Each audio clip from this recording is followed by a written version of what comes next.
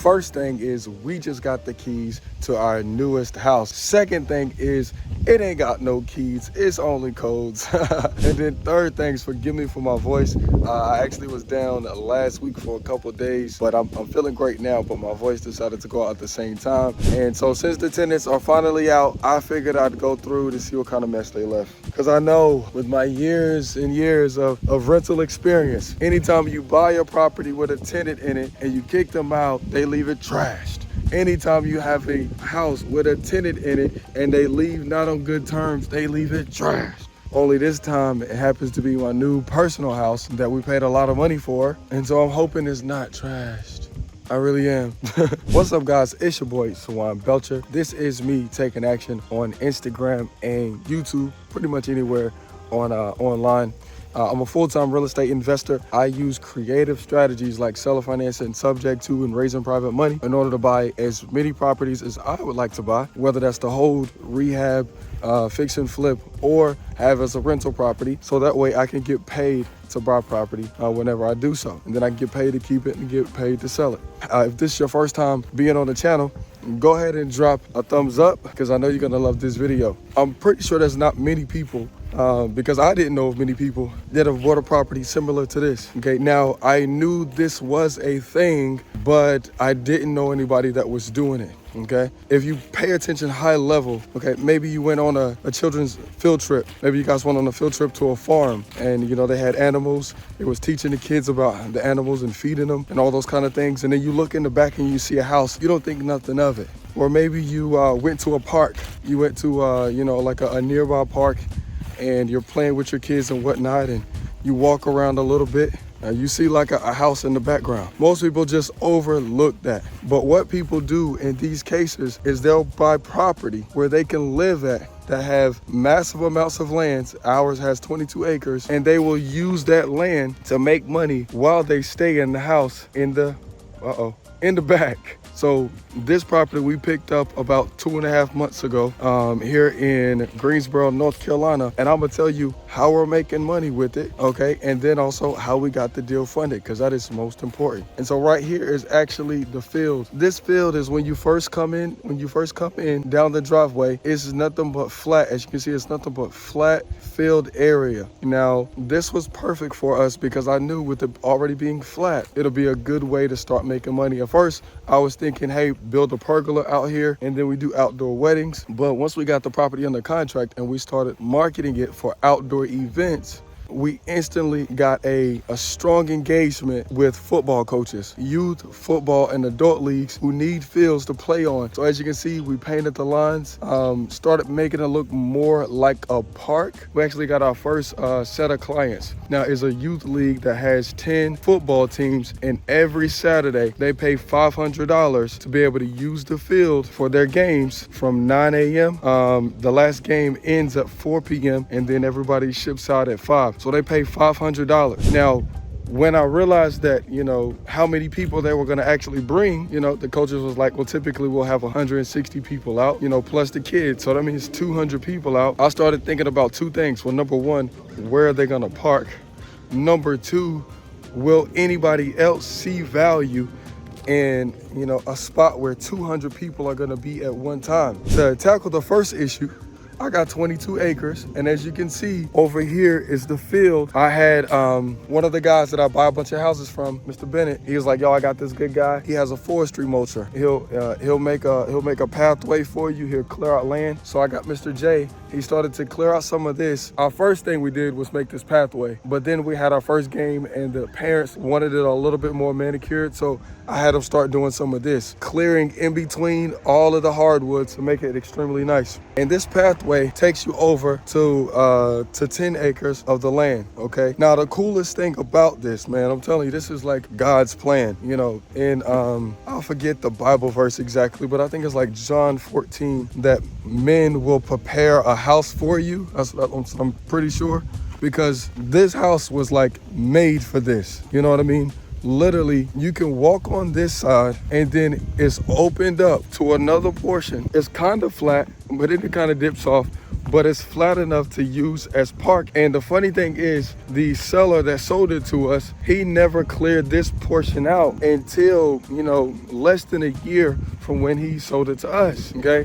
So this is where everybody parks at. The funny thing is, whenever you put in the address, it doesn't take you to our driveway. When you put in that address, it actually takes you down here to the parking lot, which is beautiful because realistically, we don't want people coming down the driveway to our house. We want people that's coming here for an event to come to the parking spaces and come down here to the parking lot. When you put in the house address, literally people come to this driveway and then they park over here on the parking lot and go through the pathway over to the field side. Hey, I absolutely love it. So within the first 2 months of us buying this property, we already have one client that's paying us $500 every Saturday, plus 2 food trucks. Okay, that's the second play right now, because we have this client that has the youth football teams that's bringing so many people to these particular football events. Is how can I make money off of them bringing people to my event center? What a lot of venues will do is say, hey, look, you can book at my venue, but if you want to eat food, you got to pick between these 2 vendors. When I learned this, shout out to my real estate attorney. When I learned this from my real estate attorney, I was like, great, I need to get me some vendors. So I have 2 food trucks that are signed up with me. Every time we do one of these games, they'll pay me $100 to park over there in the field area, right before the field, so that way they can sell food to all of the parents.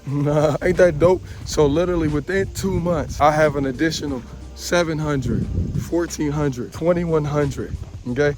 $2,800 every single month, simply by utilizing a small portion of the land, you know? Now, we started to clear out some of it, but we definitely got a lot more to clear out down there.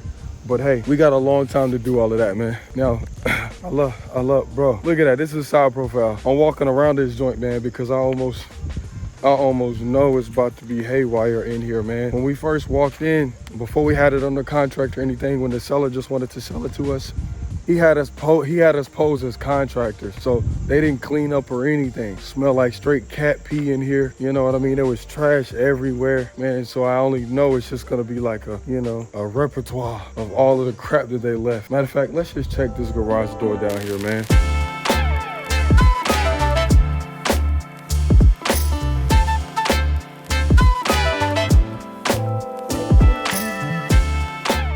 It looks like they left a bunch of junk right here. We could definitely use this. This is a pole post, like you use that and you shove the poles down in the ground when you're creating fences.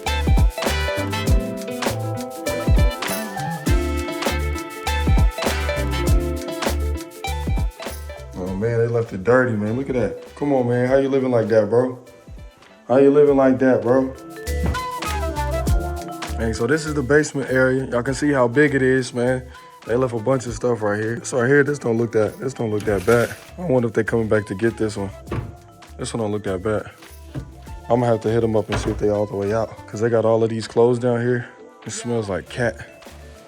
I'm gonna have to figure out if we're gonna replace this carpet or whatnot. It looks decent. You know, you just don't never know with carpet, because carpet can soak smells and all that good stuff in. I go to the theater room. Of course, they didn't leave much of anything in here. Gotta get that couch, gotta go.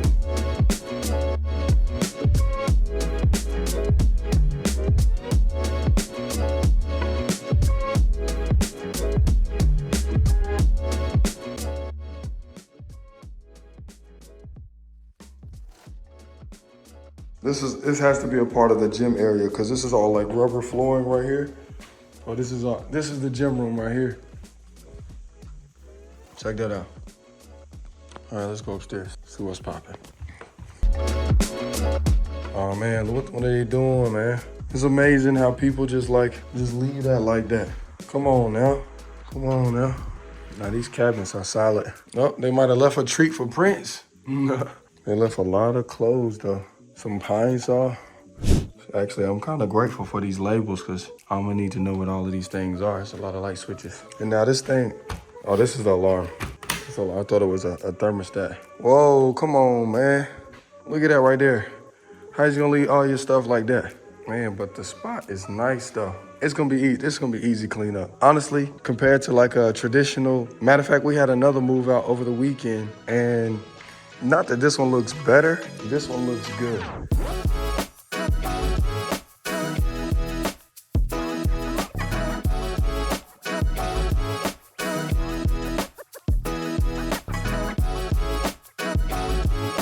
Now, so far, I will say, I've had tenants leave it way better. The one from this weekend had holes in the walls, they ripped off cabinet door handles. So this one isn't necessarily bad. It's just like sad because this is our personal house. So we got to get Miss Arita and Mr. Frank in here ASAP to do a trash out, start cleaning it up. And then I got to call my carpet guys. So that way we can lay it down. So when I say lay down carpet, like you'll see, we haven't gone in the bedrooms yet. You'll see, it's not good. So this right here, this is like the front entryway right here. Check that out. Super high ceilings. Now on this side, bro, I love this because we gotta have some like family mural right there. You know what I'm saying? I love that. That chandelier is okay, but it definitely doesn't say it. I'm 30 years old, so we had to change that. But I love that spot, because I feel like we'll be able to put like maybe trophies right there and a family mural, or maybe just a family mural to keep it simple. And then this is the office area right here. A little fireplace, some cabinets. Oh yeah, we're gonna make some money right here. Oh, we're gonna make some money in this room right here. Yeah. Nah, that's what I was talking about. You see, that's the bullshit I'm talking about. Leaving your animals in here just to be in here peeing and whatnot. That's crazy. Oh, but that looks good though.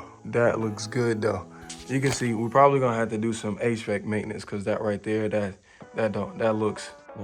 ain't clean. Yeah, this is the master bathroom right here. Double vanities, they left it dirty. I don't understand. But this right here, that ain't bad though. My wife actually wants to get rid of this particular tub, change out all of these tiles, put all new tile up, remove that glass, and then bring the shower line all the way over here. She wants to bring the shower line all the way over here and then have like a tub that sits on the floor. What do you guys think? You think we should do that?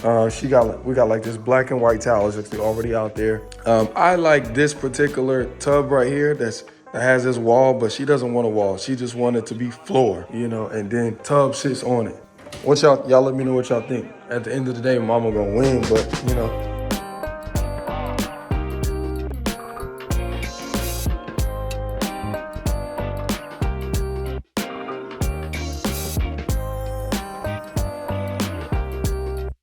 Now I wonder which section my wife gonna claim. She probably gonna give me this little section right here and say, Sawan, this is your section. And all of this is mine, Sawan. That's what she's probably gonna say. Mama gonna win. And I'm cool with mama winning because I love to please her. I'm not even gonna look in there, because judging by how dirty this is, I know that's dirty. That's why I went ahead and bought tile for in here.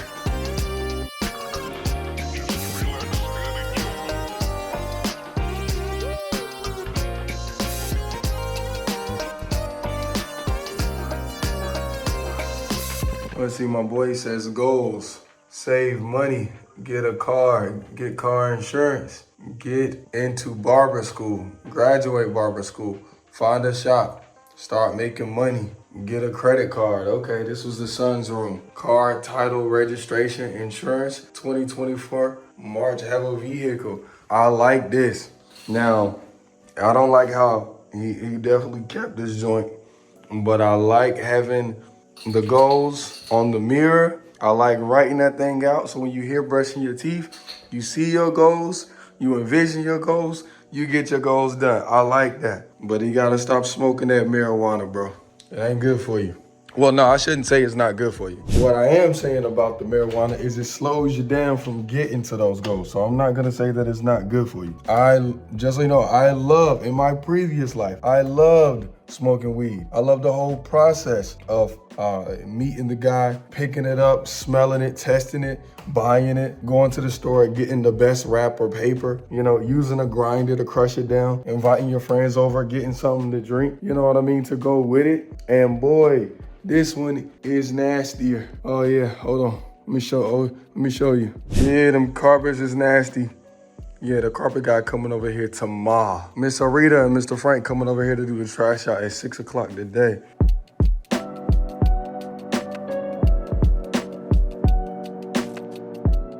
All right, there's one more area I'm gonna show you real quick, and we're gonna make it pop.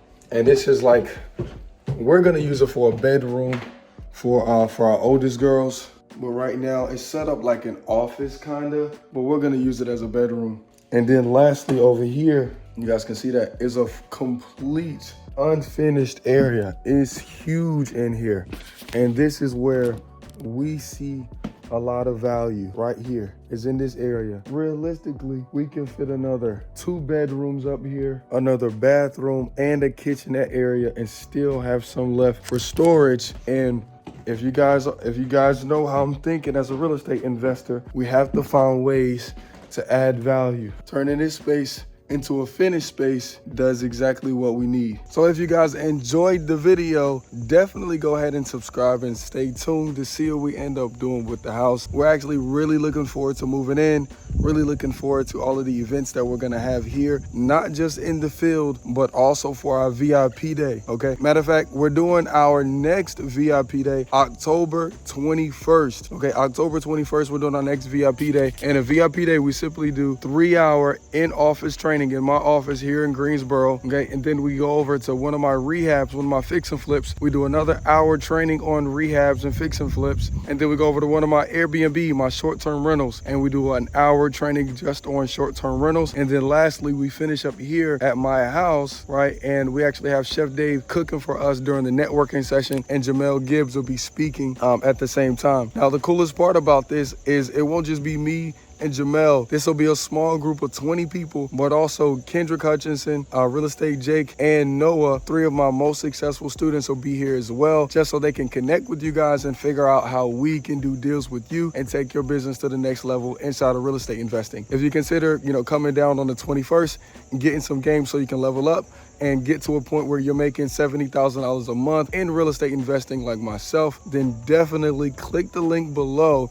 I think you'll really enjoy and really get a lot out of that particular day, doing a VIP day with us, hanging out and meeting all of the guys, okay? Well, look, man, we'll see you guys on the next one. Remember, you don't need all 3, time, money, and knowledge to do a real estate deal. You just need 2 to do you. Peace, y'all.